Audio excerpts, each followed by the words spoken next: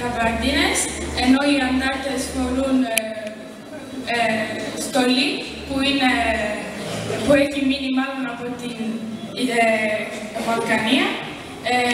Από το ντύσιμο μπορείς να καταλάβεις τα πάντα. Ο Θίασος είναι μια ρεαλιστική ταινία. Γενικά αυτό που με έκανε εντύπωση ήταν τα σπίτια που ήταν παρακολουθμένα και απεριποίητα, επίσης και μισθοδαμένα. Έχει μεγάλη διαφορά από τα σύγχρονα σπίτια. Τα σύγχρονα σπίτια είναι πιο περιποιημένα. Από τα σπίτια φαίνεται πόσο καταστροφικός είναι ο πόλεμος. Γενικά στο έργο τα σπίτια δείχνουν τη φτώχεια. Η φτώχεια φαίνεται παντού. Για παράδειγμα, στη σκηνή το Μπουρούκι προσπαθούσε να πιάσει μια κότα που ήταν μέσα στα χιόνια. Αυτό όσο και αναφέρεται λίγο γελίο, εδώ η κότα είναι σημαντική. Δείχνει σε ποια κατάσταση ήταν η πείνα. Επίσης, υπήρχαν και μαυροπορείτες που πουλούσαν στα κρυφά τρόφιμα, για παράδειγμα λάδι. Οι γυναίκες, για να βρουν τρόφιμα να ταΐσουν τα παιδιά και τον εαυτό τους, αναγκάζονταν να πουλήσουν τον εαυτό τους με αντάλλαγμα λίγο λάδι. Σας ευχαριστούμε πολύ για την προσοχή σας.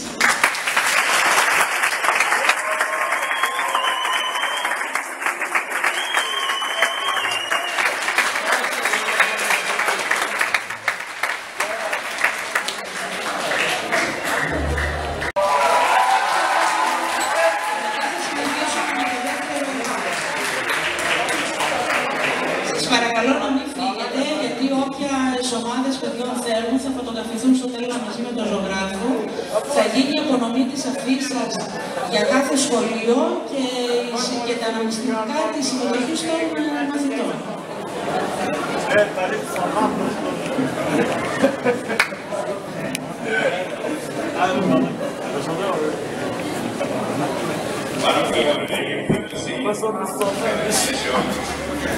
Έμαθα πράγματα που δεν ξέρετε και εγώ. Κοιτάξτε καλά, παιδιά. Αυτό που θέλω να σας δείξω, το οποίο δεν ανήκει στη συλλογή μου, το έφτιαξα αποκλειστικά επειδή αναφέρεται στην Ξάνθη. Είναι στην παλιά πόλη της Ξάνθης. Απλά θέλω να σας πω ότι είναι να σας δείξω λίγο το σκηνικό εκεί, ποιο είναι. Έχει γίνει η συμφωνία της Βάρκηδας, δεν είναι εσείς δεν το ξέρετε, καλύτερα όμως το γνωρίζουμε. Είναι η συμφωνία της Βάρκηδας που παραδώσανε τα όπλα το Ελλάς και θα συμμετέχει το κράτος μαζί να κάνουν μια οικονομική κυβέρνηση. Τελικά την άλλη μέρα, αντί να γίνει η οικονομική κυβέρνηση, πιάσανε όλους που ήταν στο Ελλάς και όλους αυτούς τους πήγανε, κλείσανε μέσα και μάλιστα τους δικάσανε στην πλατεία πάνω εδώ της παλιάς πόλης και τους πήγανε στην εξορία. Αυτοί τους έχουν τα χέρια ψηλά επάνω και τους πηγαίνουν στην πλατεία. Αυτό να σας πω. Τώρα, θα πούμε ένα βήμα του Γιώργου Σεφέρη, ο οποίος ήταν ο αγαπημένος ποιητής του Θεόδωρου Αγγελόπουλου και πάντα το κάναμε αυτός όλες τις εκδηλώσεις και παράγραφες από την οικογένεια. Επειδή το τελευταίο έργο που δεν πρόλαβε να τελειώσει ο Θεόδωρος Αγγελόπουλος ξεκινάει με τους αργοναύτες και ξεκινάει δηλαδή η Άλλη Θάλασσα είναι το έργο και ξεκινάει στην αρχή με τους αργοναύτες και τον ίδιο το Σεφέρη να παγγέλει το ποίημα του. Και γι' αυτό είναι και παράκτηση της οικογένειας. Θέλετε, μπορείτε να τα ακούσετε από τον μαθητή σας. Ευχαριστώ πολύ.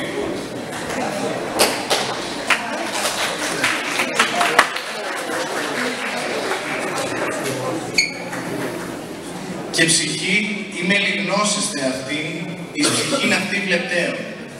Τον ξένο και τον εχθρό τον είδαμε στον καθρέφτη. Ήτανε καλά παιδιά οι συντρόφοι. Δεν φωνάζαν ούτε από τον κάματο, ούτε από τη δίψα, ούτε από την παγωνιά. Είχαν το φέρσιμο των δέντρων και των κυμάτων, που δέχονται τον άνεμο και την βροχή. Δέχονται τη νύχτα και τον ήλιο, χωρίς να αλλάζουν μέσα στην αλλαγή. Ήτανε καλά παιδιά. Μέρες ολόκληρες ίδρωναν στο κουμπί με χαμηλωμένα μάτια, ανασένοντας με ρυθμό, και το αίμα τους κοκκίνησε ένα δέρμα υποταγμένο. Κάποτε τραγούδησαν με χαμηλωμένα μάτια, όταν περάσαμε το ερημόνησο με τις αραποσικές κατά τη δύση, πέρα από τον κάπο των σκύλων που γαυγίζουν. Είμαι λιγνώσεστε αυτήν έλεγαν, εις ψυχήν βλεπταίων έλεγαν, και τα κουπιά χτυπούσαν το χρυσαφί του πελάτου μέσα στο ηλιόγευμα. Περάσαμε κάβους πολλούς, πολλά νησιά, τη θάλασσα που φέρνει την άλλη θάλασσα, κλάρους και φώκες. Δυστυχισμένες γυναίκες κάποτε με ολολιγμούς κλαίγανε τα χαμένα τους παιδιά και άλλες αγριεμένες γύρευαν το Μεγαλέξανδρο και δόξες βυθισμένες στα βάθη της Ασίας. Αράξανε σε ακρογιαλιές γεμάτες αρώματα νυχτερινά, με κελαϊδίσματα πουλιών, νερά που αφήνανε στα χέρια τη μνήμη μιας μεγάλης ευτυχίας. Μα δεν τελειώναν τα ταξίδια. Οι ψυχές τους έγιναν ένα με τα κουπιά και τους καρμούς, με το σοβαρό πρόσωπο της φλόρης, με τα βλάκια του τιμονιού, με το νερό που έσπαζε τη μορφή τους. Οι σύντροφοι τέλειωσαν με τη σειρά με χαμηλωμένα μάτια. Τα κουπιά τους δείχνουν το μέρος που κοιμούνται στα κρογιάλια. Κανείς δεν τους θυμάται. Δικαιοσύνη.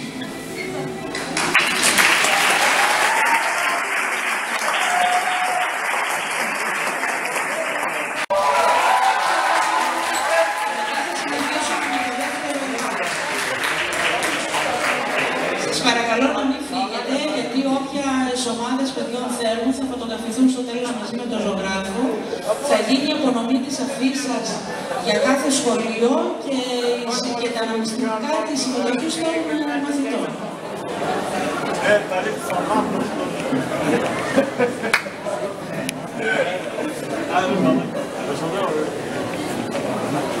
Πάρα πολύ ωραία η επίθεση. Έμαθα πράγματα που δεν ξέρετε και εγώ. Θα είστε καλά παιδιά. Αυτό που θέλω να σας δείξω,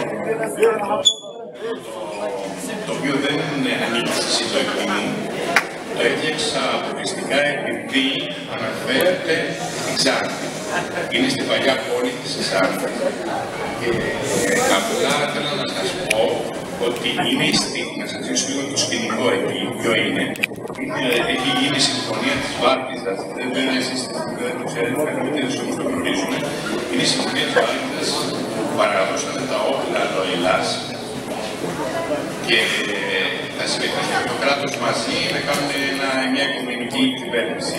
Τελικά την άλλη μέρα, αντί να γίνει η οικουμενική κυβέρνηση, πιάσανε όλους που ήταν στο Ελλάς και όλους αυτούς τους πήγανε, κλείσανε μέσα και μάλιστα τους δικάσανε στην πλατεία πάνω εδώ της παλιάς πόλης και τους πήγανε στην εξορία.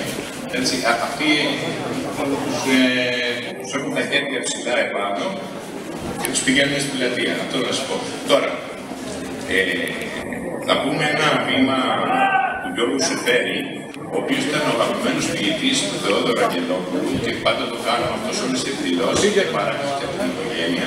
Επειδή το τελευταίο έργο που δεν πρόλαβε να τελειώσει ο Θεόδωρος Αγγελόπουλος ξεκινάει με τους αργοναύτες και ξεκινάει δηλαδή η Άλλη Θάλασσα είναι το έργο και ξεκινάει στην αρχή με τους αργοναύτες και τον ίδιο το Σεφέρη έτσι, να απαγγέλει το ποίημα του.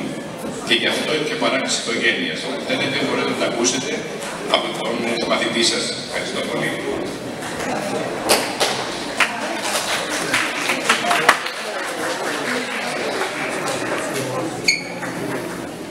Και ψυχή είμαι λιγνώσεστε αυτήν, εις ψυχήν αυτή βλεπταίων. Τον ξένο και τον εχθρό τον είδαμε στον καθρέφτη. Ήτανε καλά παιδιά οι συντρόφοι. Δεν φωνάζαν ούτε από τον κάματο, ούτε από τη δίψα, ούτε από την παγωνιά. Είχανε το φέρσιμο των δέντρων και των κυμάτων, που δέχονται τον άνεμο και την βροχή. Δέχονται τη νύχτα και τον ήλιο, χωρίς να αλλάζουν μέσα στην αλλαγή. Ήτανε καλά παιδιά. Μέρες ολόκληρες ίδρωναν στο κουμπί με χαμηλωμένα μάτια, ανασένοντας με ρυθμό, και το αίμα τους κοκκίνησε ένα δέρμα υποταγμένο. Κάποτε τραγούδησαν με χαμηλωμένα μάτια, όταν περάσαμε το ερημόνησο με τις αραποσικές κατά τη δύση, πέρα από τον κάπου των σκύλων που γαυγίζουν. Είμαι λιγνώσεστε αυτήν έλεγαν, εις ψυχήν βλεπταίων έλεγαν, και τα κουπιά χτυπούσαν το χρυσαφί του πελάτου μέσα στο ηλιόγευμα. Περάσαμε κάβους πολλούς, πολλά νησιά, τη θάλασσα που φέρνει την άλλη θάλασσα, κλάδους και φώκες. Δυστυχισμένες γυναίκες κάποτε με ολολιγμούς κλαίγανε τα χαμένα τους παιδιά και άλλες αγριεμένες γύρευαν τον Μεγαλέξανδρο και δόξες βυθισμένες στα βάθη της Ασίας. Αράξανε σε ακρογιαλιές γεμάτες αρώματα νυχτερινά, με κελαϊδίσματα πουλιών, νερά που αφήνανε στα χέρια τη μνήμη μιας μεγάλης ευτυχίας. Μα δεν τελειώναν τα ταξίδια. Οι ψυχές τους έγιναν ένα με τα κουπιά και τους καρμούς, με το σοβαρό πρόσωπο της φλόρης, με τα βλάκια του τιμονιού, με το νερό που έσπαζε τη μορφή τους. Οι σύντροφοι τέλειωσαν με τη σειρά με χαμηλωμένα μάτια. Τα κουπιά τους δείχνουν το μέρος που κοιμούνται στα κρογιάλια. Κανείς δεν τους θυμάται. Δικαιοσύνη.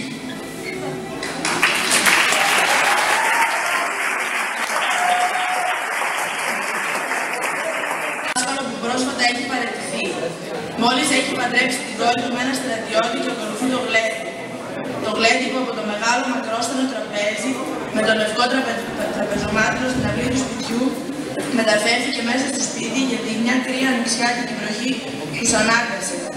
Σε αυτές τις σκηνές, μέσα στο σπίτι και με τις λύσπαλο που πρόσφατα έχει παραιτηθεί. Μόλις έχει παντρέψει την κόρη του με ένα στρατιώτη και ακολουθεί το γλέντι. Το γλέντι που από το μεγάλο μακρόστενο τραπέζι με το λευκό τραπεζομάτιλο στην αυλή του σπιτιού μεταφέρθηκε μέσα στο σπίτι γιατί μια κρύα ανοιξιάτικη βροχή τους ανάγκασε. Σε αυτές τις σκηνές, μέσα στο σπίτι και με τις